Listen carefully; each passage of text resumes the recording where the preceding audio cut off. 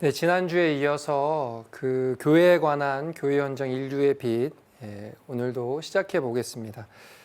교회가 무엇인지, 그리고 교회에 관한 카톨릭 교회의 가르침을 알 수 있는 문헌이 바로 이 인류의 빛 루멘 젠시움인데요. 지난번 마지막 지난주에 강의를 한번 더듬어 보시면 저희가 이런 이야기를 했었습니다. 네, 그래서 그 초안의 어떤 순서를 보면 어떤 것들을 초안에서 중요하게 생각했는지를 알 수 있다고 말씀을 드렸는데, 초안에서 제일 중요하게 생각했던 것은 바로 투쟁하는 교회의 본질이죠. 자, 교회가 투쟁을 한다. 어디와? 누구를? 지금까지 이 제2차 바티칸 공의회가 개최되기 전까지의 교회가 세상을 바라보는 시선은 바로 알기 들끓는 그런 세속이라는 시선입니다. 그래서 지난주에 제가 잠깐 말씀을 드렸지만, 신학교에서 방학을 할 때 불렀던 노래, 이런 노래를 할 때 그 가사를 보시면 세속은 마귀가 들끓고 사나운 괴물들이 존재하는 곳, 교회는 안전한 곳, 이런 생각이 공의회 전에 있었던 것이죠. 그래서 공의회를 개최하고 초안에서 그 교회가 세상에 어떤 대한 시선이 여실히 드러나게 됩니다. 그리고 이 초안은 굉장히 많은 공의회에 참석한 주교님들에 의해서 비판을 받게 되죠. 비판의 이유는 이런 것들입니다. 첫 번째, 어떤 개별 문제들의 상호 연관성이나 관련성을 고려하지 않고 그냥 쭉 나열을 했다는 것이죠. 두 번째는 교회 현장 안에 너무나 많은 그런 주제들, 문제들을 담고 있다는 것. 세 번째는 기본적인 사고가 위에서부터 아래, 이런 어떤 수직적인 그런 체계라는 것에 대해서 비판을 많이 받았고, 네 번째는 아까도 말씀드린 것처럼 세상을 너무 적대적으로 바라봤다는 것. 그 다섯 번째는 어떤 이 주교로부터 평신도, 그래서 여전히 교계 제도가 중심이 된다는 것. 새로운 문제를 어느 정도는 수용하고 있지만 이 초안이 담고 있는 내용은 제도적이고 어떤 교계적이고 법적인 어떤 교회론이라는 거죠. 그래서 제2차 바티칸 공의회에 참석하신 그 스트라스부르 교구장님이셨던 그 엘킹어 그 교구장님이 이렇게 얘기를 하십니다. 어제의 사람들이 교황을 바라봤다면 오늘의 사람들은 교황과 함께하는 주교를 바라본다.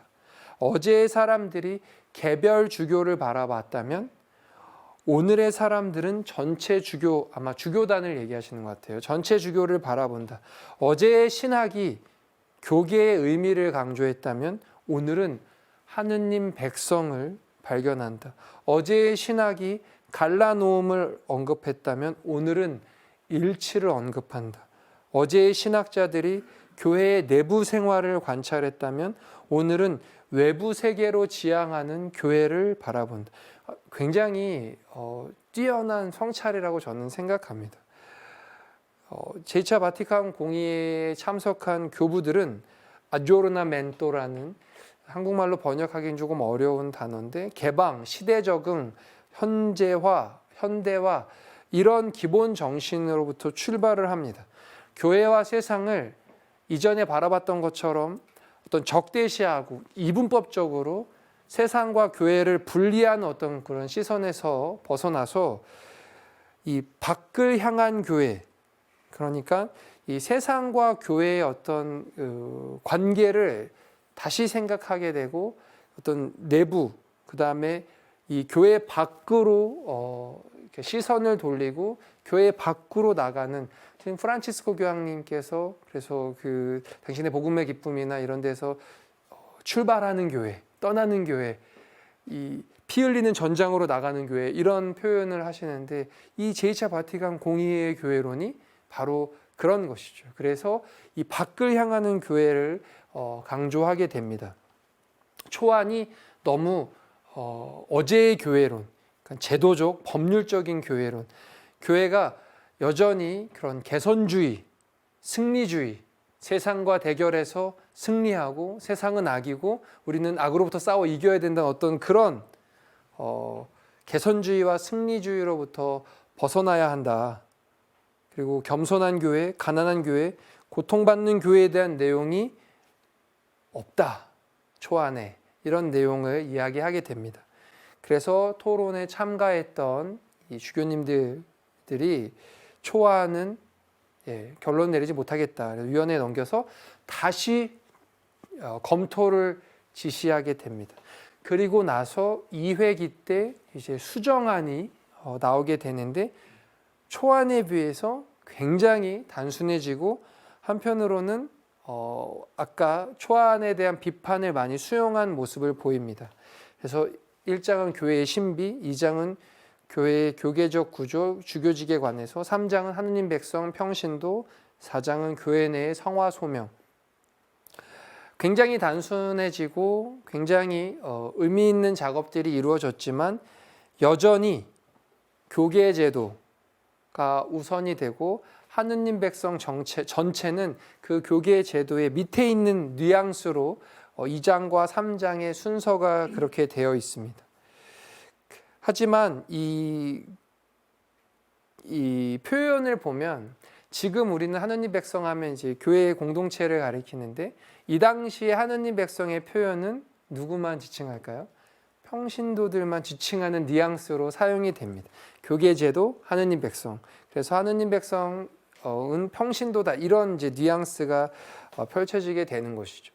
그리고 세 번째 이제 최종안에서는 오늘날 교회 현장에서 보이는 그런 어떤 이제 이렇게 순서들이 어느 정도 갖춰지게 되는데 드디어 하느님 백성이 전체 어떤 교회를 지칭하면서 2장으로 두 번째 장까지 올라오게 됩니다. 그리고 3장이 교회 위계 조직, 특별히 주교직이 나오고 4장에 따로 평신도에 대한 또 언급을 하게 되죠. 왜냐하면 하느님 백성은 평신도를 지칭하는 것이 아니라 하느님 백성은 뭐 사제, 수도자, 평신도 다 포함이 되는 것이고 그리고 그 안에 위계 조직이 있고 평신도가 있다는 것을 이 교회 현장의 최종안이 설명을 해주고 있습니다. 하느님 백성이라는 제목의 2장을 평신도 4장과 분리를 시키고 그렇게 해서 교회의 신비와 교회의 위계 조직 사이에 하느님 백성을 또 이렇게 배치를 하게 되죠. 이러면서 성직자, 평신도를 포함한 모두 하느님 백성이 전체 교회라는 것을 이야기하게 됩니다. 제가 왜 이렇게 강조해서 말씀을 드리냐면 머리로는 아마 여러분들 대부분 하느님 백성, 교회 이런 것들은 많이 들어보셨고 알고 계실 테지만 정작 본당에서 이런 현실적으로 벌어지는 이 일이 과연 제2차 바티칸 공의에서 그렇게 주교님들이 강조했던 그렇게 이루어지고 있느냐? 그렇다면 사실은 많은 분들이 쉽게 대답을 하지 못하는 것 같습니다. 어쨌거나 제2차 바티칸 공의에 특히 교회 헌정에서 강조했던 것은 하느님 백성은 평신도가 아니라 하느님 백성은 성직자, 평신도 모두가 속한 공동체라는 것이죠. 그리고 그 하느님 백성은 분리되지 않고 교계제도 위에 존재하게 됩니다. 평신도와 마찬가지로 주교, 교황, 사제 모두 동등한 구성원으로서 하느님 백성에 포함된다는 것을 공의회는 굉장히 강조를 하게 되죠. 이로써 이 공의회가 이전까지 어떤 위계 질서, 어떤 교계 제도가 갖고 있는 어떤 그런 교계 제도, 교회론을 이렇게 탈피해서 정말 이 하느님 백성 교회론을 강조했다는 것을 저희가 알 수 있습니다. 그래서 아까 말씀드린 것처럼 하느님 백성 안에 성직자, 평신도가 함께 있고 지난주에 말씀드린 것처럼 그 하느님 백성 안에 성직자들이 수행하는 직무사제직, 그 직무사제직의 핵심은 봉사, 전체 하느님 백성에게 봉사하기 위해서 하느님께서 따로 불러 모으신 그 직무사제들이 이 하느님 백성 안에도 포함이 되는 것이죠. 그렇게 해서 공의회 이전의 어떤 법률적, 제도적인 교회관을 극복을 하려고 굉장히 노력을 많이 했습니다. 교회 헌장의 5장부터 8장까지 이 내용을 간단하게 설명을 드리면 5장은 어떤 교회의 이 보편적 거룩하게 되는 성화 소명에 관한 이야기를 하고 있습니다. 성직자든 평신도든 교회 안에 있는 모든 사람은 다 성화, 거룩하게 되라는 부르심을 받았다. 이 거룩함의 부르심은 그냥 우리가 성당에 일주일에 한 번 가서 미사를 참여하고 성체를 받아 모시면 거룩하게 되는 이것이 아니라 세상 안에서도 거룩하게 살아가야 함을 강조하는 것이죠. 성당 안에서만 시간을 많이 보내니까 내가 거룩하게 살아가려고 한다면 세상보다는 성당 안에 많이 있어야 될 것 같고 성당 안에서 봉사를 많이 해야만 시간을 많이 보내야만 성전 안에서 기도를 많이 해야만 내가 거룩하게 된다고 생각할 수 있는데 이 생각은 제2차 바티칸 이전의 교회론과 맞닿아 있습니다. 즉 세상은 악의 유혹이 많은 곳, 교회 안은 안전하고 거룩한 곳. 그렇기 때문에 이 교회 헌장 5장에서는 세상의 삶 안에서 거룩하게 살아가는 하느님 백성에 대한 이야기를 하는 것이죠. 거룩한 소명은 누구나 받지만 거룩함을 실천하는 방식은 다양하다. 각 사람이 성령으로부터 받은 선물, 은사에 따라서 각자가 다 다른 형태로 거룩하게 살아가는 것이죠. 성직자들, 또 부부들, 부모, 노동자 각자의 방식으로 자신의 거룩함을 실천해야 한다고 이야기합니다. 모든 그리스도인들이 자신이 어떤 삶의 처지가 어떻든지 하느님의 뜻에 협력하고 하느님께로부터 오는 것을 믿음으로 받아들인다면 날마다 성덕에 증진할 수 있다. 이런 내용을 5장에서 강조하고 있습니다. 그래서 이 거룩하게 되는 가장 중요한 수단과 방법으로 주님과 이웃을 향해 목숨을 내어놓는 순교, 복음적 권고의 실천 이런 것들을 얘기하죠. 여러분들 기뻐하고 즐거워하여라라는 사도 권고 아마 들어보셨을 겁니다. 프란치스코 교황님께서 그런 어떤 일상의 삶 안에서 거룩하게 살아가야 한다는 것을 강조하기 위해서 이렇게 권고하신 내용인데 이 내용 역시 교회 헌장 5장과 굉장히 밀접하게 맞닿아 있는 내용인 것이죠. 교회 헌장 6장은 수도자에 관한 내용입니다. 사실은 지금도 그렇게 이해하시는 분들이 계실 수 있는데 수도자 하면은 약간 성직자, 평신도 사이에 중간 계급처럼 이해하시는 분들이 계세요. 하지만 수도자는 성직자와 평신도 사이의 중간 계급으로 존재하는 분들이 아닙니다.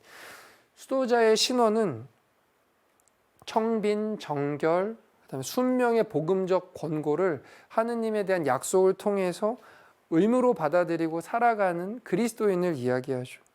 그래서 평신도, 수도자, 성직자 할 것 없이 모두 다 하느님 백성 안에 들어가 있습니다. 똑같이 하느님의 자녀로 불림을 받았죠.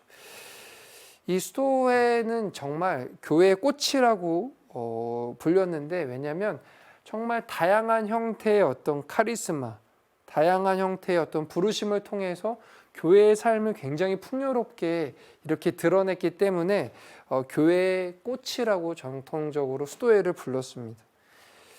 그러니까 우리가 수도자를 바라보면 저 같은 교구사제, 재속사제랑은 또 다른 향기가 납니다. 수도자들은 자신의 어떤 삶을 통해서 본인이 하느님께 봉헌된 사람이라는 것을 드러내는 굉장히 중요한 표지로서의 그 사람이라고 할 수 있죠. 그러니까 하느님 나라를 내 삶으로 보여주는 어떤 독특한 신원이랄까요? 그런데 이제 한국 교회 안에서 어떤 수도자의 굉장히 역할이 중요하고 수도자의 신원이 중요한데 이 교회가 어떤 분은 이렇게 지적을 하죠. 그래서 중산층 평신도와 어울리고 중산층 생활 방식에 젖은 그러니까 성직자화된 수도자들이 있다. 수도자의 신원은 사실은 성직자와 굉장히 다른 신원이죠. 하느님께 봉헌된 어떤 사람으로서 표지로서의 삶이 있는데 어떤 본당이나 학교나 병원이나 사회 어떤 그런 복지 단체에서 관리자의 역할을 맡으면서 안타깝게도 이 수도자의 신원과 관리자의 신원이 겹치면서 관리자의 모습으로만 비춰지는 그런 수도자들이 안타깝게도 존재하는 것이 현실이죠. 그래서 정말 본인이 하느님께 봉헌된 사람이라는 것을 정말 치열하게 인식하고 살아가지 않으면 아타는 순간에 뭐 저희 같은 교구 사제들도 마찬가지지만 굉장히 쉽게 변화될 수 있다고 생각합니다.